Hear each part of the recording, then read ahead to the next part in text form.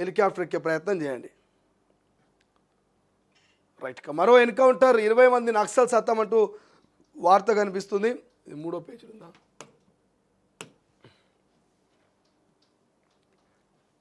Right.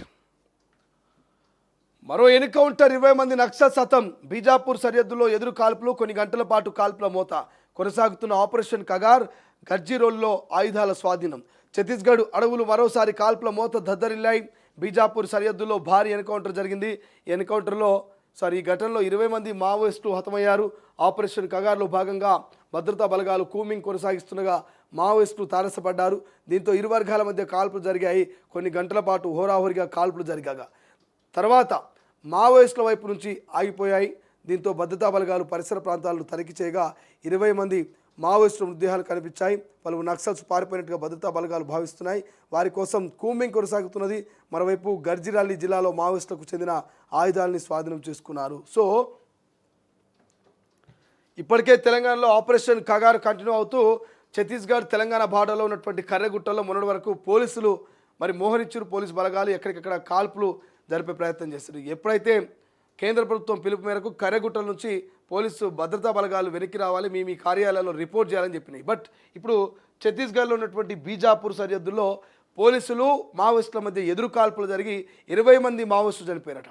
20 మంది మావోయిస్టులు చనిపోతే వాళ్ళ మృతదేహాల్ని పోలీసు బలగాలు లభ్యం చేసుకుని అక్కడ కొన్ని ఆయుధాలు కూడా దొరికినాయట. ఈ ఎన్కౌంటరు నిజంగా మరొక భారీ ఎన్కౌంటర్ అని చెప్పుకోవచ్చు. గత కొన్ని నెలల నుంచి వందలాది మంది మావోయిస్టులు మృతి చెందనే ఉన్నారు. వందలాది మంది మావోయిస్టులు ఎన్కౌంటర్ చనిపోతారు ఉన్నారు. ఈ 2025లోనే 100కు పైగా మావోయిస్టులు మృతి చెందొచ్చు. ఇది భారీ ఎన్కౌంటర్ అని చెప్పాలి. 20 మంది నక్సల్స్లు హతమయ్యారట. ఇంకా పూర్తి వివరాలు తెలియాల్సి ఉంది. బట్ ఏదేమైనా ఆ బీజాపూర్ సరిహద్దులో ఈ భారీ ఎన్కౌంటర్ జరిగింది. 20 మంది మావోయిస్టులు చెందినట్టుగా తెలుస్తోంది. అక్కడ కొన్ని ఆయుధాలు కూడా తీసుకున్నట్టు. ఓవైపు ప్రజా సంఘాలు, మేధావులు, పౌరక సంఘ నేతలంతానేమో శాంతి చర్చలు జరపాలి, కాల్పుల విరమణ జరపాలని చెప్తా ఉంటే, మరోవైపు కేంద్ర ప్రభుత్వం మాత్రం ఆపరేషన్ ఖగార్ను కంటిన్యూ చేస్తుంది. కనబడ్డటువంటి మావోయిస్టులంతా కూడా ఖతం చేస్తూ పచ్చటి అడవిలో రక్తపేడులు పారిస్తున్నటువంటి పరిస్థితి. భారత్ మావోయిస్టు రహిత భారత్గా మారడమే ఏకైక లక్ష్యం అంటూ కేంద్ర ప్రభుత్వం చెప్తోంది. చూద్దాం ఏం జరుగుతుంది, ఏం కథ అనేది. ఎందుకంటే శాంతి చర్చలు జరపాలంటున్నారు, కొంతమంది జరపొద్దంటున్నారు, ఆపరేషన్ కగార్ ఆపాలంటున్నారు, కంటిన్యూ కావాలంటున్నారు. బట్ ఏదేమైనా జరుగుతూనే ఉన్నది. ఎక్కడ కూడా ఎన్కౌంటర్లు ఆగట్లేదు. చూడాలి ఏం జరుగుతుంది, ఏం డిసైడ్ అవుతుంది భవిష్యత్తులో అనేది.